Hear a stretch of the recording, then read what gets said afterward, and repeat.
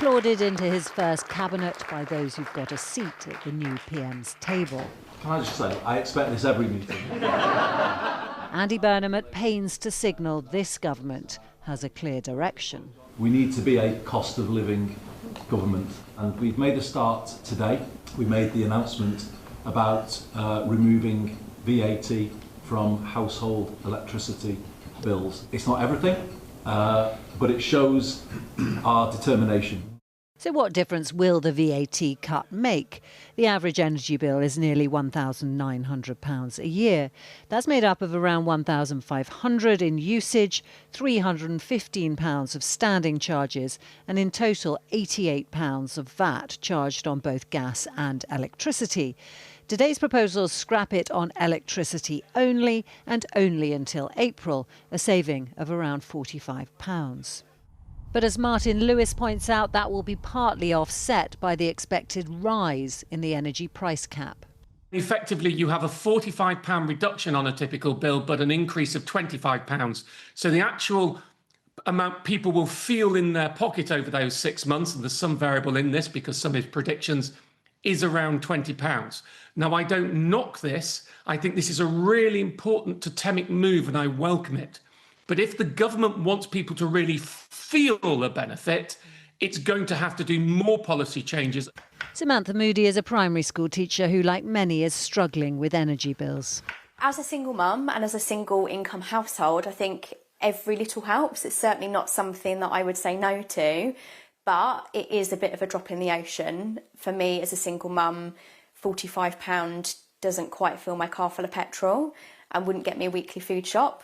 The money for the cut is supposed to come from scrapping Keir Starmer's plan to introduce digital ID.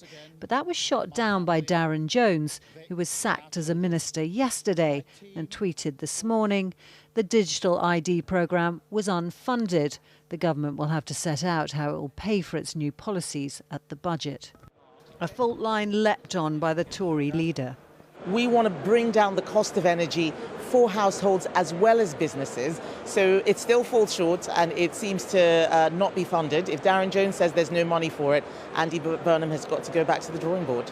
It's one headache among many for the new Chancellor, who was reiterating today the need for discipline. Fiscal credibility is the bedrock of economic stability and national security.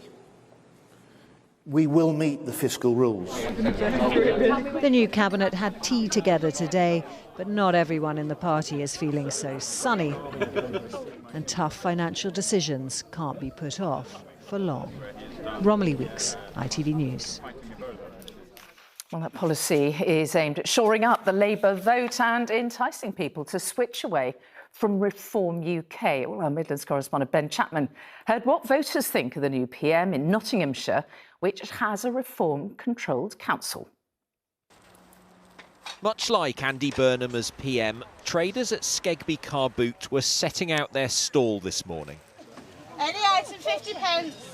Hoping to find favour with eye-catching reductions, much like this winter's VAT cut on electricity. Hell of a good start. You've made a good start with that. Everything is, yeah. But how many times has it gone up in the last 2 years?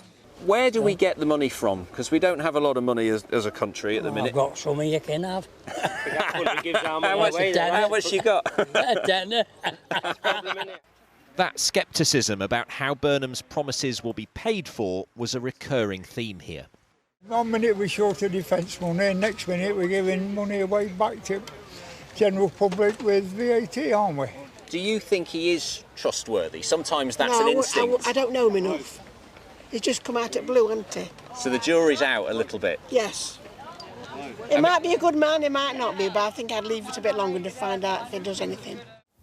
This part of Nottinghamshire is one of those deindustrialised places Burnham's pledged to revive and where Reform UK have made significant inroads. 25 years ago, it used to be buzzing. It was absolutely loads of businesses. Tracy runs a street kitchen here and says he must deliver for towns like Mansfield, not just cities like Manchester. How do we pay for it all? Would you be willing to pay more tax? Yes, I would, and okay, a lot of people most probably wouldn't, but if it meant getting our town back, I don't see why not, yeah. There was enthusiasm here for Burnham's credentials. Go on then, tell us what you think about Andy Burnham. I'm absolutely delighted. But the scale of the job was evident too.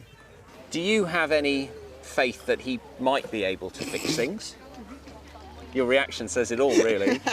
I would never ever vote for Labour again. Restore or reform all the way. So even Andy Burnham, being from the northwest, can't convince you to vote Labour again? No.